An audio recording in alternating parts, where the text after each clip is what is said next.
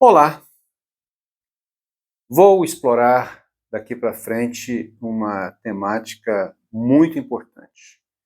Vou falar sobre a personalidade bipolar.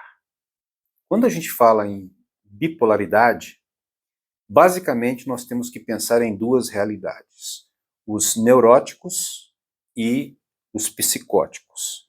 E eu vou tratar primeiramente acerca dessa questão dos neuróticos e buscar de forma leve, talvez superficial, uma comparação, por enquanto, lá no mundo dos psicóticos.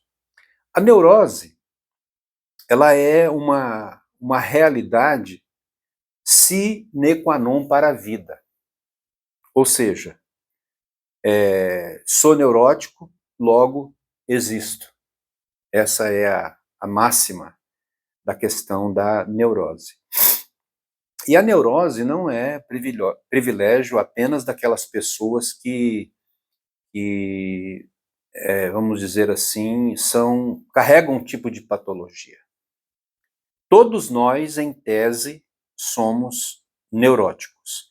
E como é que ela se origina? Como é que ela acontece? Ah, nós temos alguns mecanismos e dispositivos automáticos. O ser humano é algo assim simplesmente extraordinário, essa criação de Deus. Na medida em que nós nascemos e vamos interagindo com a realidade primeira da família e vamos crescendo depois com a sociedade, nós somos como que atacados por uma série de realidades. E esses dispositivos, eles tentam se defender. Na medida em que isso que a gente chama de trauma, esses ataques, eles não são combatidos, eles não têm 100% de defesa, isso se torna uma neurose, desde os maus tratos verbais, os maus tratos físicos, as indiferenças, o desamor. E nós, então, no decorrer da vida, vamos nos tornando neuróticos.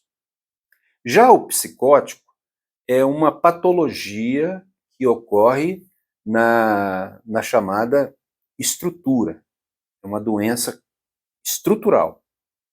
E o ser humano, em tese, ele deveria portar a 100% de harmonia. Mas, em função daquilo que Francis Schaeffer ele escreveu e fez, inclusive, algumas peças, alguns ensaios, e a afirmativa dele em cima dessas peças e desses teatros eram: alguma coisa errada aconteceu com o ser humano.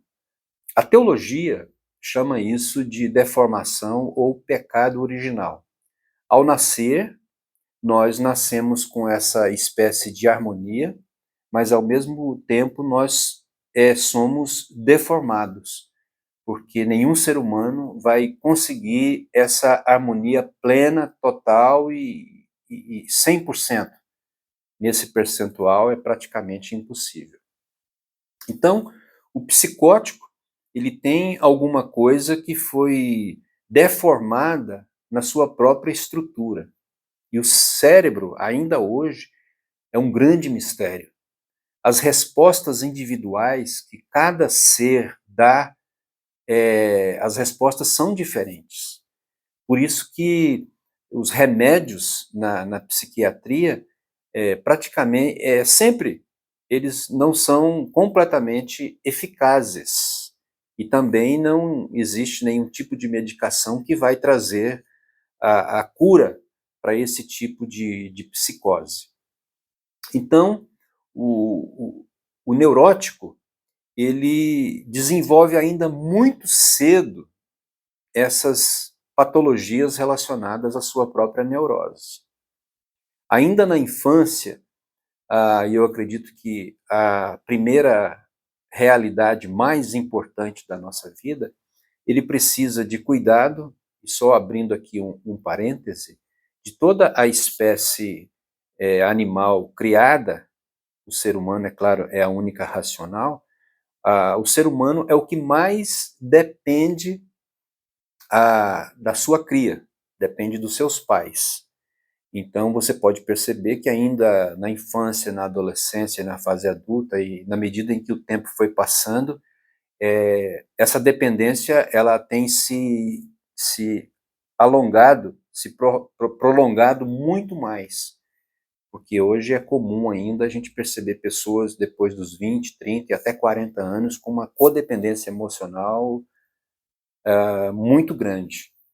Então essa fase da infância, ela necessita de cuidados, higiene, atenção, ela precisa de toques, ela precisa de acolhimento, aconchego, ela precisa, ainda que na sua inconsciência, entender que ela é amada, que ela é aceita, que ela foi projetada. E qualquer realidade fora desse contexto vai, vai produzir um grau de neurose muito mais acentuada do que aquilo que é o normal. E é justamente nessa fase em que são colocadas as primeiras sementes de patologias e essas diversas personalidades as quais eu estou tratando aqui nessa série de vídeos. Então, o psicótico, basicamente, ele tem essa realidade, ele carrega essa realidade desde a infância com deformações na sua própria estrutura, enquanto que o neurótico, ele carrega sobre si essas deformações no seu aspecto psicológico. É por isso que o tratamento terapêutico, ele é muito importante. Só para a gente fazer aqui uma nota, a gente costuma dizer na psicologia, na psicanálise e também na psiquiatria, que o neurótico ele constrói um castelo no ar, o psicótico mora nesse castelo e o terapeuta ele cobra o aluguel. Então, é assim que funciona. E saindo da fase da infância, a, a segunda fase, que não é menos importante, mas que tem uma importância muito grande também, é a fase da adolescência, né? E a questão aqui da formação da palavra, né?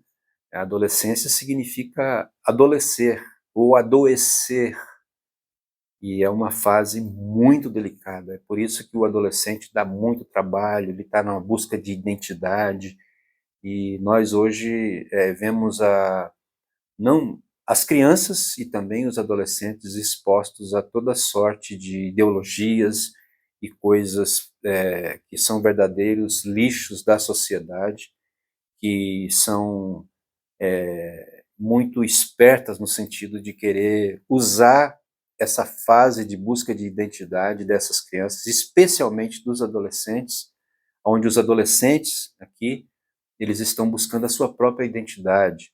É a fase em que o adolescente, a adolescente, começa a se perguntar o que que eu sou.